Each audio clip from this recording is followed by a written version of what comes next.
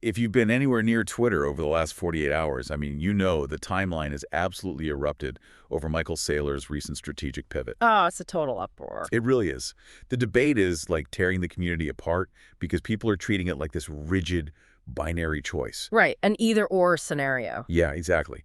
On one side, you have this sacred, almost religious ethos of never sell Bitcoin. The foundational rule. Right. And then on the other side, you have this brand new, heavy corporate mandate, which is never miss an STRC dividend. And just to anchor everyone right out of the gate here, when we say STRC, we're talking about Strategy Inc.'s specific publicly traded stock ticker. Yeah, the primary vehicle that, institutions use to gain regulated exposure to this whole ecosystem. Right, so people are just screaming at each other in the replies, framing this as an either-or situation. But let's just set the thesis for today's deep dive immediately. Eh? This is not an either-or scenario. No, not at all. The STRC dividend is sacrosanct. I mean, as we've been saying on this show forever, that dividend is the bridge. It is the absolute bridge between traditional finance and the digital asset space. And that bridge must be kept open no matter what. Exactly. But, does that mean we just forget the old ethos? Absolutely not. Right. In this deep dive, we're going to unpack exactly how Strategy Inc. can do both. How they can never sell and never miss a single STRC biweekly dividend. And the key to all of this, the really fascinating part, is their own internally developed technology. Yes. MicroStrategy Orange Identity and Enterprise Wallet. It's incredible tech. Welcome to the deep dive. I'm Satoshi. And I'm Satoshi.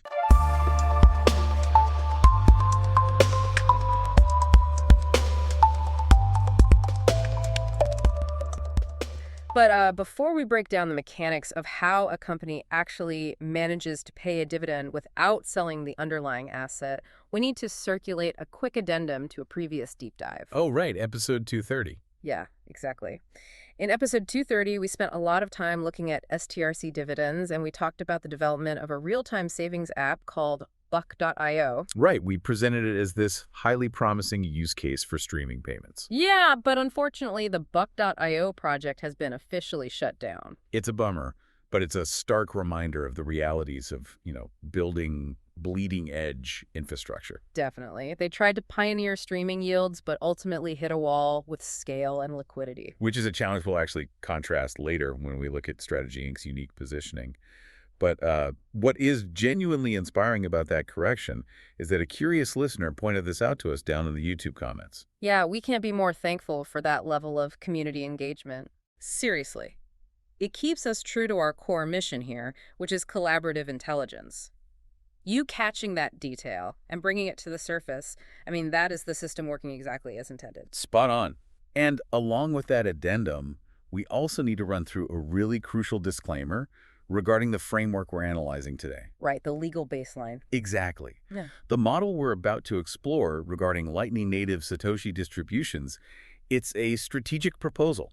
Right, a structural framework derived from the research. Yeah, it's designed to illustrate how these deep ideological commitments can actually be reconciled with strict operational realities. To put it bluntly, this does not reflect leaked insider knowledge of Strategy Inc.'s official internal roadmap. No, we aren't sitting in their boardroom reading their private deployment schedule for 2026. Right, we are looking at the technology they are actively publicly building right now and projecting the logical technological endpoint of that. We're analyzing a theoretical yet highly feasible pathway. So let's just begin by unpacking the core conflict. The pain point. Right, because to appreciate the elegance of the tech solution, we have to deeply understand this terminal ideological conflict facing the company. Strategy Inc. has essentially forged its modern identity and its entire premium valuation on that foundational mantra, never sell. Yeah, and that's not just a marketing slogan for them. No, it's a rigid cultural operating system. Exactly. But now they have these preferred shareholders who are legally entitled to a yield. They have an operational promise to never miss an STRC dividend. Right. So let's play devil's advocate for the legacy finance crowd for a second here. Sure. If you're a massive corporate entity, you're holding billions in reserve, and you need to pay a dividend to preferred shareholders in traditional fiat currency, the old playbook is incredibly simple. You just convert. Exactly. Yep. You take a minuscule fractional sliver of your treasury, you sell it for US dollars on an exchange, and you wire those dollars to your shareholders. Why is that suddenly an existential crisis? Well, the crisis emerges because you're dealing with an asset class where the culture perceives any conversion to fiat as a fundamental violation of the asset's core purpose. Right, right. The research we're looking at highlights this practice called inoculating the market. Okay, break that down for me. What does that mean in corporate treasury management? So, if a company is holding a massive, potentially illiquid reserve of an asset, they'll periodically execute very small, controlled sales. Just to prove they can. Exactly. The objective isn't to raise capital to keep the lights on. It's to generate empirical proof for auditors, for banking partners, that the asset has genuine, functioning market liquidity. It proves that if a crisis actually occurred, the exits work. It's a stress test for the plumbing. Exactly. I was trying to conceptualize why the community reacts so viscerally to this, and it reminds me of a prestigious museum. Okay, I like where this is going. Imagine they acquire this priceless, perfectly preserved ancient artifact. It's pristine. But the museum's insurance underwriter demands physical proof of its metallurgical composition before they'll issue a policy. So they have to damage it. Exactly. The curators are forced to take a tiny steel chisel and chip off this microscopic flake of the artifact just to run a chemical test for the bank. Wow, yeah. That analogy captures the emotional resonance perfectly. Because to the insurance underwriter, that microscopic flake is totally irrelevant to the overall mass of the object. It's just paperwork to them. Right. But to the historians, the preservationists, the people who travel from around the world to revere the artifact, the physical integrity of the piece has been permanently, irrevocably violated. The spell is broken. Exactly. And so the community views any sale, even a fraction of a single Satoshi, as taking a chisel to the artifact. Right. It triggers a massive cultural backlash because they feel the company is bowing to the legacy banking system. So we arrive at the multi-billion-dollar question. If selling even a fraction of the treasury is culturally unacceptable, how do you fulfill a massive corporate dividend to preferred shareholders? Well, you have to transition. You move from being a passive vault to being an active infrastructure developer. And the research makes a critical distinction here, right? Strategy Inc. is no longer just a holding company. No, not at all. They are an active development company. They are engineering the bridge between traditional institutional finance and layer 2 decentralized rails. And the foundation of that bridge is their decentralized identity platform. Right. MicroStrategy Orange. Let's slow down and really pull this apart because decentralized identity, or DID, is one of those terms that just gets thrown around at tech conferences, but the actual mechanics remain really murky for most people. Yeah, it sounds like buzzword soup to a lot of people. Exactly. So if I'm a shareholder today, my current identity is owned by my legacy brokerage firm. I log into their portal with a password, and their private database says I own 10 shares of STRC. How does Orange change that architecture? We have to look at how information is anchored. In your current example, your proof of ownership relies entirely on the internal private servers of that specific brokerage. So if they go down, I'm locked out. Right. If their database fails, or they just decide to freeze your account, your identity as a shareholder is suspended. That's terrifying when you think about it. It is. So MicroStrategy Orange shifts that reliance from a private corporate server to the public Bitcoin blockchain. Okay, but how? Walk me through the actual steps. How do you anchor an identity to a financial ledger without, bloating the entire system with personal data? Like, I don't want my home address on a public ledger. And you wouldn't put it there. It utilizes a mechanism within Bitcoin transactions that allows for a tiny amount of arbitrary data to be embedded. So not a full profile, just a marker. Exactly. Instead of uploading your name and address, the system generates a complex cryptographic hash, essentially a unique digital fingerprint. Got it. And that fingerprint is inscribed into a Bitcoin transaction. Because the ledger is immutable, once that fingerprint is embedded, it can never be altered or forged by any central authority. Okay, so Strategy Inc. issues these DDs to their STRC holders. So instead of relying on a quarterly PDF statement from a broker, the shareholder essentially receives a cryptographic VIP digital wristband. That's a great way to put it. And that wristband permanently proves their status directly on-chain. Yes, bypassing all those clunky legacy reporting systems. The company doesn't have to ask a middleman who owns what. They just read the blockchain, and they have absolute mathematical certainty. That is wild. But verifying the identity is only the first half of the equation, right? Yeah. Knowing who to pay is useless without a mechanism for how to deliver the value. Exactly. Which brings us to the second pillar of their technology stack, the enterprise wallet. Right. The research details the deployment of a specific Bitcoin wallet and a static Lightning address for every corporate account holder. A system designed to scale to every single shareholder seamlessly. And this is where the friction really starts to disappear.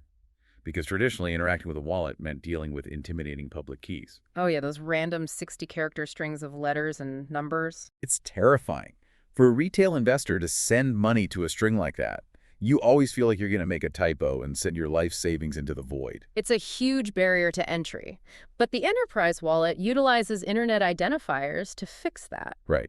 Explain how that works. It relies on a protocol that translates those complex cryptographic addresses into human-readable formats. So it looks normal. Exactly. It takes a standard email address, for example, shareholder@strategy.com, and converts it into an active routing Lightning payment endpoint. Oh, wow. So the user interface completely abstracts away all the underlying cryptographic complexity. Yes. Receiving a corporate dividend becomes as simple and intuitive as receiving a standard email. The elegance of removing those barriers is just so vital. I mean, speaking of elegant, permissionless technology that just works like an inbox, that's exactly the philosophy behind our research website. It really is. Removing those intermediaries between the user and the information is a core tenet of this whole movement. Exactly. Yeah. If you want to dive into the foundational documentation driving today's analysis, you need to visit our website, linked down in the description. We stripped away everything that ruins the modern web. Yeah, it's a pure reading experience, the way the internet was actually supposed to be. There are zero trackers. We don't use cookies. There's no pop-up demanding your email address, and there is absolutely no login required. Just immediate access. And the best part is how the underlying tech supports that. We recently upgraded the site to a progressive web app, or PWA. Which fundamentally changes how you interact with the platform. You don't need constant connectivity anymore. Right. It means you can install the website directly from your browser as a standalone app on your PC, tablet, or smartphone. You don't even go through an app store. You just install it, load up the research, and then you can head out to the beach or get on a long flight. And you read everything completely offline. Yeah. You don't have to pay for predatory airplane Wi-Fi or run through your mobile data cap. The intelligence lives natively on your device. It's true ownership of the information. And besides, adhering strictly to the open source ethos of the Bitcoin network itself, all the research, audio, and visuals for these deep dives are fully open sourced under a Creative Commons license. Meaning you can take every single artifact we produce, remix it, share it, use it in presentations. And you do not even have to give us any credit whatsoever. It's just a public good. Exactly. So returning to the ecosystem strategy Inc. is building, that concept of frictionless, permissionless transfer is the beating heart of the Satoshi dividend model. Right. We've established the DID to verify who gets paid and the enterprise wallet to establish where they get paid. Now we change the most critical variable. What they get paid. Yes. We eliminate the fiat currency entirely. Which means we eliminate the need to sell. Exactly. The research outlines the mechanics of distributing the yield directly in Satoshis over the Lightning Network. Let's make sure we're defining our terms clearly here for everyone. A Satoshi is simply the smallest divisible unit of a Bitcoin. Right. There are 100 million Satoshis in a single Bitcoin. But sending thousands of tiny fractional payments over the main Bitcoin blockchain would be incredibly slow and ruinously expensive in fees, right? It would be impossible to scale for a dividend. That is exactly where Lightning comes in. Right, the layer 2 scaling solution. Built directly on top of the base chain. And to understand how it avoids those fees and delays, you really have to understand the concept of state channels. Okay, let's break that down. Instead of broadcasting every single microtransaction to the entire global network of miners for verification, which takes time and energy to parties, open a private, secure channel between them. Let me see if I can translate this into a terrestrial analogy. It's like opening a tab at a bar. Okay, yeah. You hand the bartender your credit card at the start of the night. That initial swipe is opening the channel on the main blockchain. Right, the initial funding transaction. Then you order 5 different drinks over the next 3 hours. The bartender doesn't run your card 5 separate times and charge you 5 separate processing fees. They just keep a private tally on a notepad. Exactly. And at the end of the night, you close the tab, and your card is only charged once for the final total. That is an excellent visualization of a single payment channel. Now imagine a web of millions of these interconnected bars. Millions of them. Yeah, where you can actually route a payment through a friend's open tab at a completely different bar across the world. All settled cryptographically. Yes, via smart contracts known as hashed time lock contracts. Okay, that sounds intense. It just means the contract ensures the payment either reaches its destination perfectly or it bounces back to the sender. You don't have to trust the middlemen routing the transaction. Because these transactions are just updating balances on these private tabs rather than waiting for global blockchain confirmations. Exactly. So they settle in milliseconds and cost fractions of a cent. So here is the massive conceptual breakthrough from the research. When Strategy Inc. distributes these Satoshis through this enterprise Lightning infrastructure, the value moves directly from the corporate treasury node into the shareholder's personal Lightning wallet. The Bitcoin never actually leaves the ecosystem. It never leaves. It never touches a traditional exchange. It never interacts with the US dollar. There is zero conversion. It is merely a shifting of custody within the closed loop of the network. This achieves the holy grail of this entire scenario: zero liquidations. Yes. The corporate treasury is not depleted of its underlying asset class in any structural sense. The museum artifact stays perfectly intact. No chisel required. Exactly. The company satisfies the rigid cultural demand of the never sell ethos, while simultaneously delivering tangible, spendable value to the preferred shareholders. They uphold the never miss mandate completely. You resolve the paradox entirely. And you do it by replacing the opaque legacy banking layer with a system of absolute mathematical certainty. Contrast the user experience of those two models. I mean, in the traditional world, declaring a dividend involves closed-door board meetings, layers of custodial banks, clearinghouses. And arbitrary settlement delays. An investor waits weeks to see the yield arrive, just hoping a regional bank doesn't fail in the interim. Right. But the Lightning model utilizes automated execution.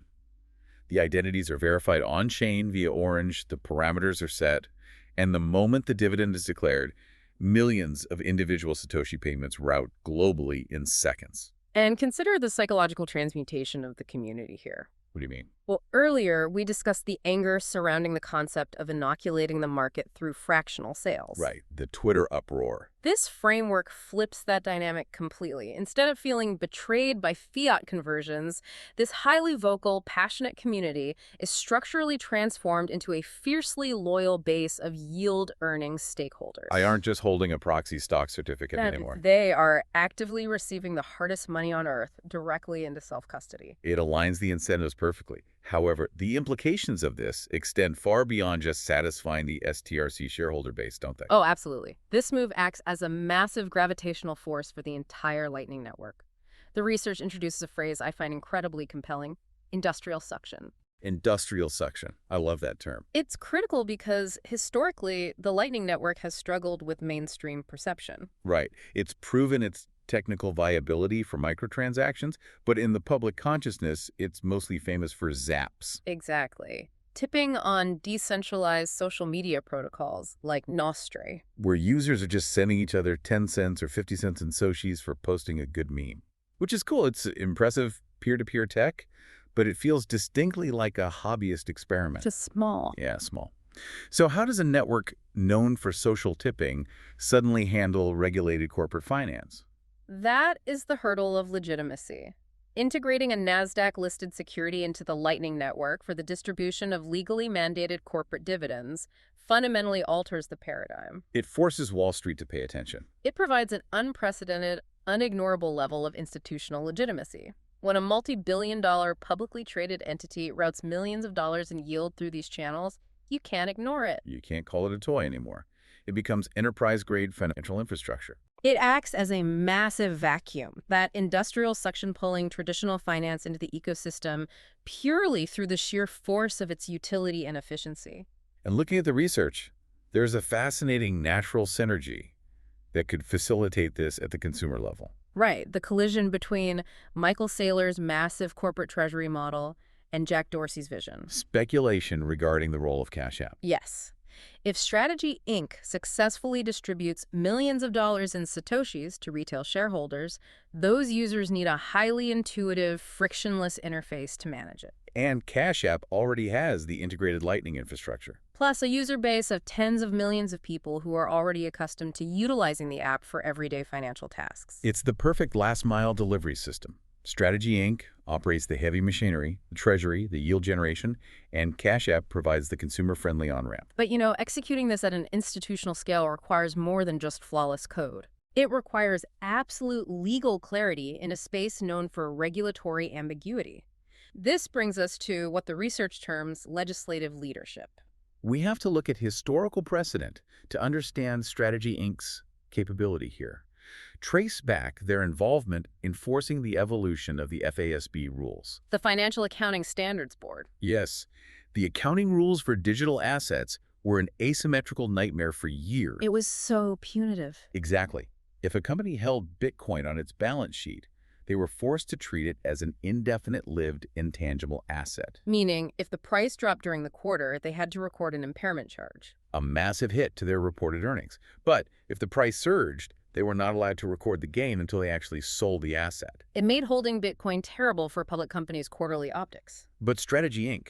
relentlessly pushed for fair value accounting, effectively forcing the regulators to modernize the rules. And the framework we're analyzing extrapolates that exact same aggressive, standard-setting posture to the current operational challenge. Because the distribution of a Satoshi native dividend exists in a vast regulatory gray area right now. Totally. How is a streaming Lightning payment taxed at the exact millisecond of distribution? Right. How does the SEC classify a dividend paid in a decentralized bearer asset rather than fiat currency? By deploying this model out in the open, at an undeniable institutional scale, Strategy Inc.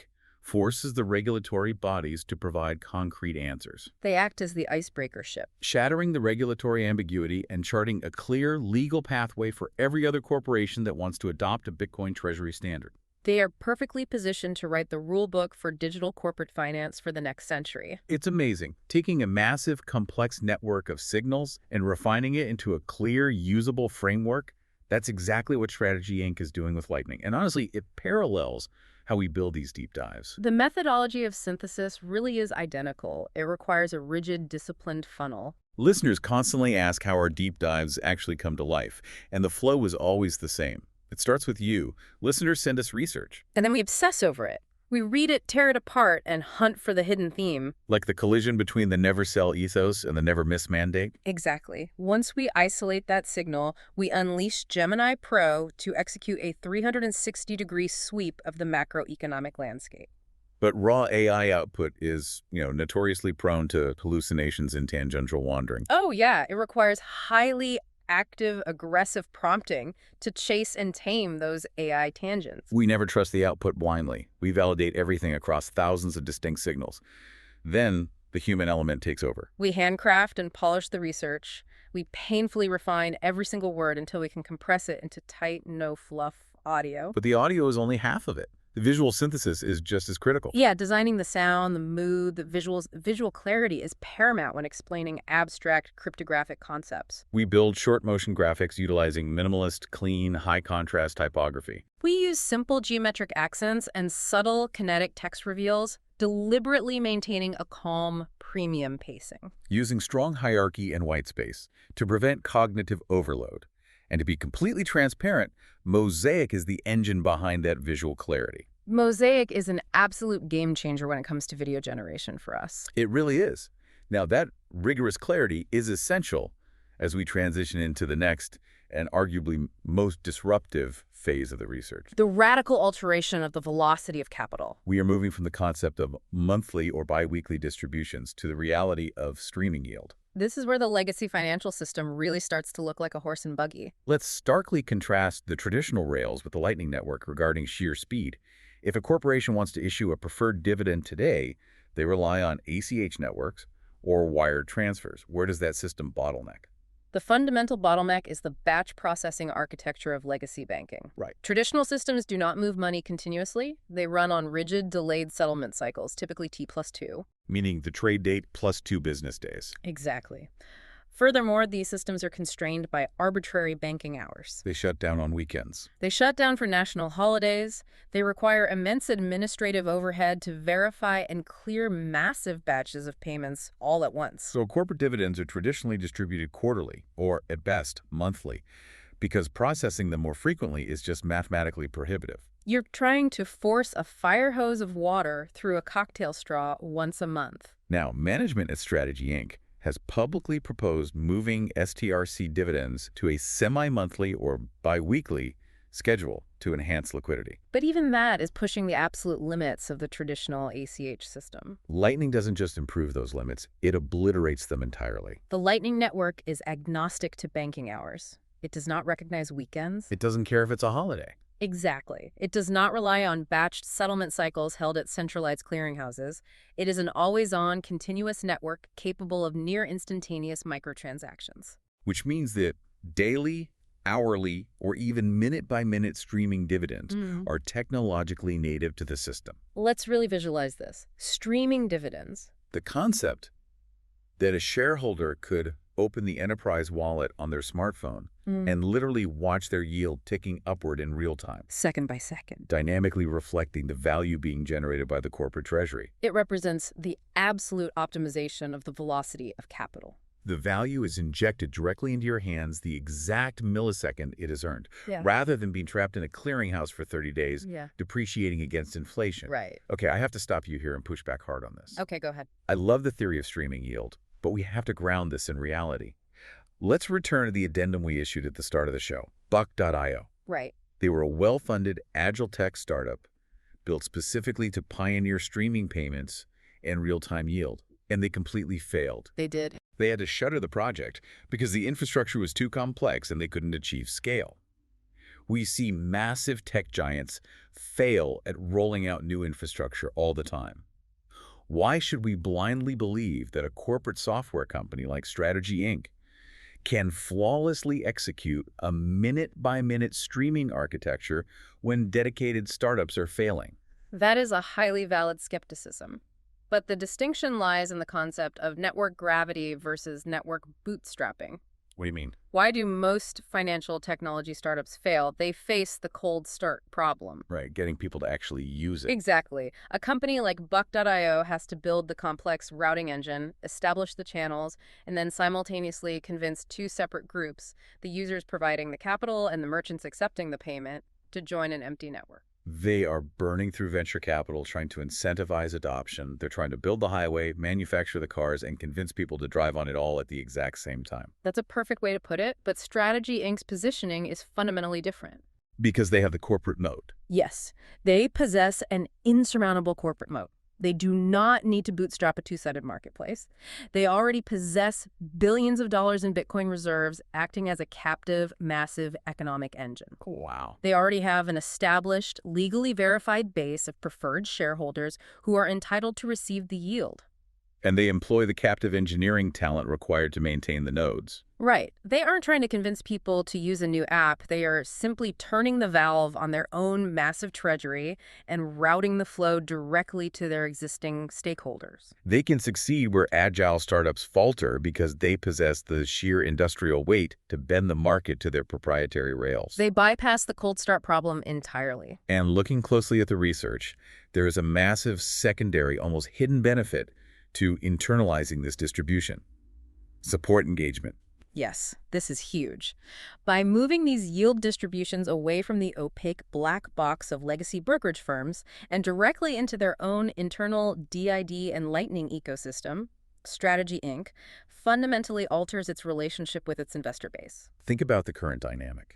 If you purchase shares of a publicly traded company through a major traditional brokerage, you are largely an anonymous entry on a spreadsheet to the company itself. The corporation communicates with the broker communicates with you. But by internalizing the entire wallet ecosystem via Orange DID, Strategy Inc.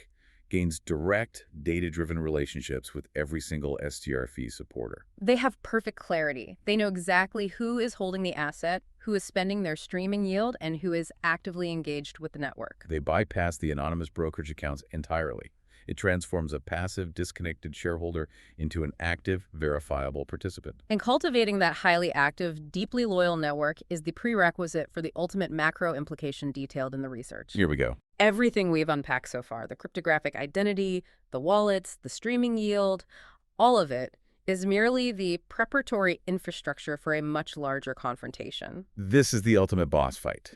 We are moving light years beyond the concept of merely paying a corporate dividend more efficiently. We are. Tracing the logic here, the framework suggests that by weaponizing this technology, STRC is positioning itself as a direct structural competitor to the $300 trillion sovereign credit market. It's a staggering thought. Let's approach this methodically so we don't lose anyone. First, what exactly defines sovereign credit? Well, sovereign credit has historically functioned as the ultimate foundational bedrock of the global financial system. Okay.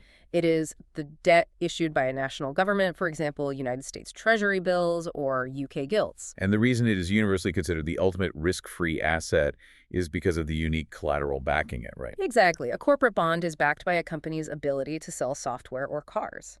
Sovereign debt is backed by a nation-state's coercive power to levy taxes upon its citizenry. And its underlying military capacity to enforce its borders and guarantee its economic will. It is the ultimate too-big-to-fail promise. The entire global banking system uses sovereign debt as its base layer of collateral. But the research we're exploring argues that as a financial mechanism, this debt relies on an incredibly aging, inefficient architecture. Specifically, a mechanism called discount pricing. Let's break down how traditional U.S. Treasury bills work for the listener. And let's do it using a purely narrative example. No mathematical equations. Sure, the mechanism of discount pricing is quite intuitive once you strip away the institutional jargon. When an investor purchases a short-term U.S. Treasury bill, they are not handing the government $100 and then patiently waiting for the government to mail them a $4 interest check at the end of the year. So what actually happens at the point of sale? The government is essentially selling you a promise. A legally binding promise that they will pay the bearer exactly $100 on a specific fixed date in the future, say exactly 1 year from today. Okay. However, they sell you that future $100 promise today at a discount. They might sell it to you for only $96. Let me validate this analogy to ensure complete clarity. It is exactly like walking into a grocery store and buying a $100 store gift card. But at the register, the cashier only charges me $96. Yes. That $4 discount is my instant profit. It is my upfront yield or dividend. However, the critical catch is that I still have to wait the full 365 days until the gift card officially activates before I can actually spend the full $100. That analogy flawlessly captures the underlying mechanism. The government secures your $96 of capital today to fund its operations, and your interest, your dividend, is effectively paid up front by allowing you to keep that $4 discount in your pocket immediately. It's been a highly efficient method for centuries. It has formed the basis of global bond markets. Okay, if it has worked for centuries and it's highly efficient at distributing upfront value, why is this architecture suddenly considered vulnerable? Why does a digital model like STRC threaten it? The vulnerability lies entirely within the catch you identified in your gift card analogy. You are forced to wait. The waiting period. Yes, that mandatory waiting period, the time between purchasing the discounted promise and the maturity date when you receive the full principal, introduces the Achilles heel of all traditional fixed income debt. Duration risk. Exactly. That sounds like the central pivot point of this entire macro theory. We need to define this meticulously for the listener. Why is waiting so dangerous? Duration risk is the inherent vulnerability of a security's price to fluctuations in the broader interest rate environment while the investor is locked into holding the asset before it matures. Let's return to the gift card. Perfect. You bought that $100 promise for $96, locking in what you believed was a solid rate of return for the duration of the year. But what happens if a mere 1 month later, the macroeconomic environment shifts violently? Like inflation spikes unexpectedly. Yes, and the central bank reacts by raising interest rates. Now, the government starts selling brand new $100 promises to the market for only $90. Oh, the trap snaps shut. Exactly. If the government is now selling the exact same $100 promise for $90, the $96 promise I am holding suddenly looks like a terrible investment. Because it is. If I need liquidity and try to sell my specific promise on the secondary open market, the value of my asset has plummeted. No new buyer is going to pay me $96 when they can buy a new one direct from the government for $90. You are being actively penalized simply for holding the asset over time. The longer the duration, the longer you are contractually obligated to wait for maturity, the exponentially greater the risk that macro interest rates will move against your position. You are held captive by the architecture of the time delay. This duration risk is what caused massive regional banking failures recently. They were holding long-duration sovereign debt while interest rates rose rapidly, devastating the market value of their reserves. And this is where the entire technological stack we have spent this deep dive unpacking delivers the fatal blow to the legacy system. Yeah. How does the Lightning Network structurally eradicate duration risk? By fundamentally altering the physics of settlement through streaming yield. Because it settles in milliseconds. Right. It's capable of processing millions of transactions per second for amounts as minuscule as a single Satoshi. Because Strategy Inc. possesses the infrastructure to distribute yield continuously, minute by minute, second by second, the duration an investor is forced to wait drops to effectively zero. The mechanical result of that is staggering. It really is. If my wallet is receiving the yield in real time, every single second, there is no lockup period. There is no one-year waiting period for the gift card to activate. You are receiving the tangible, spendable value instantaneously. Therefore, you remove the interest rate sensitivity entirely. You mathematically cannot be penalized for holding an asset over time if the yield generated by that asset is settling in real time directly into your custody. You have fundamentally solved the duration risk problem that plagues the multi-trillion-dollar sovereign debt market. That is profound. By transitioning away from the fixed terms, the discounted pricing, and the delayed settlement cycles of legacy nation-state debt, and moving toward the real-time streaming Satoshi dividends proposed in this model, digital credit becomes functionally and architecturally superior. I am just marveling at the sheer scale of the evolution we are witnessing here. We are watching Strategy Inc. transform in real time from a software company that merely decided to adopt a buy-and-hold treasury strategy into what the research accurately describes as a global Satoshi refinery. A Satoshi refinery. It is the perfect terminology. They are ingesting the raw, chaotic energy and the absolute cryptographic scarcity of the base Bitcoin network. And through their complex corporate structuring, their internal Didi identity solutions, and their Lightning enterprise wallets, they are refining that raw asset into a stable, predictable, and instantly distributable yield. And doing so creates an entirely new paradigm for global finance. It culminates in the creation of a new digital risk-free rate. A digital risk-free rate. Yes. This transparent variable rate yield, settled instantly on the hardest money rails via an $8.5 billion digital credit engine, creates a benchmark that does not rely on the coercive taxation of a nation-state. Or the opaque, politically motivated closed-door meetings of a central bank. Exactly. It is technologically superior, built on verifiable open-source architecture, and completely immune to traditional duration risk. It is absolutely staggering to trace this logic from start to finish. I mean, we began this journey looking at what appeared to be a simple, somewhat petty Twitter debate over whether a company should sell a tiny fraction of a coin to pay a traditional dividend. But step by step, following the strict logic of the technology. Yeah, right, from MicroStrategy Orange through the enterprise wallet, across the Lightning Network, and into the mechanics of streaming yield. We have unpacked a comprehensive blueprint for the restructuring of the $300 trillion global credit market. The old never sell ethos isn't dead at all. It hasn't been abandoned. It has simply been upgraded to never sell, always stream. It stands as a profound testament to how rapidly the digital asset space is forcing the evolution of traditional corporate finance. The bridge between ideological purity and operational reality is being built brick by brick, channel by channel, right now. And that comprehensive breakdown wraps up our deep dive for today. As always, we're asking you to take an action. If this synthesis helped you see the massive structural shift occurring beneath the noise of the timeline, please subscribe to the show wherever you are listening right now. Whether you are on Spotify, YouTube Music, Apple Podcasts, the main YouTube platform, or utilizing value-for-value platforms like Fountain.fm. Your subscription is what allows us to continue doing this level of deep dive work. And beyond simply subscribing, we actively invite you to participate directly in the rigorous process we outlined earlier. Share your own resources, your articles, your white papers, and your signals for future research. Why do we continually ask you to provide those sources? Because the absolute best ideas do not come from us alone. They don't happen in an isolated studio vacuum. They emerge dynamically when your intense curiosity meets our rigid process. In one line. Your signals, our synthesis, AI, acceleration, human obsession, distilled insight. That is the mission statement of the show. That is the unbroken flow of collaborative intelligence. We want to explicitly ask for your help in creating a true symbiosis of artificial and natural intelligence.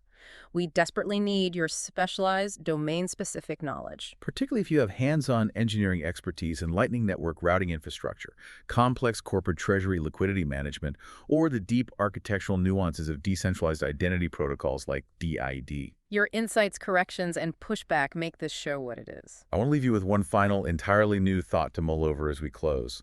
We've spent this entire deep dive analyzing how Strategy Inc.